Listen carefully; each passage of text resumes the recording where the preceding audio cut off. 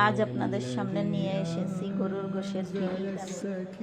প্রথমে চুলায় কড়াই বসিয়ে কড়াইতে তেল দিয়ে পেঁয়াজ দিয়ে বাদামি কালার করে ভেজে অর্ধেক উঠিয়ে নিয়ে পরে রসুন বাটা, জিরে বাটা, আদা বাটা, ধনের গুঁড়ো সব কিছু দিয়ে লবণ দিয়ে ভালো করে কষিয়ে নেব।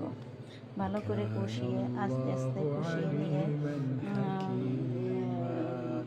এরপরে আগে থেকে সিদ্ধ করে রাখা মাংসগুলো দিয়ে দেবো।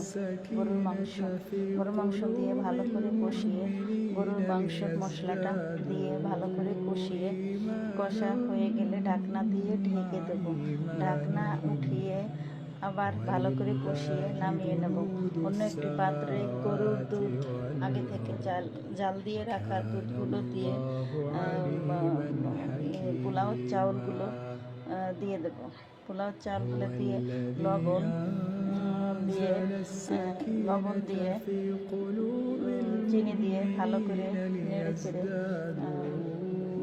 বলক উঠে গেলে ঢাকনা দিয়ে পরে ঢেকে দেবো। ঢাকনা উঠিয়ে গরুর গোশ ভুনা ওর ভেতর দিয়ে ভালো করে মিশিয়ে দিয়ে ভালো করে ঢাকনা দিয়ে ওই বেরেস্তা পেঁয়াজের বেরেস্তাগুলো দিয়ে ঢাকনা দিয়ে ঢেকে দেবো। ঢাকনা উঠিয়ে কাঁচামরিচ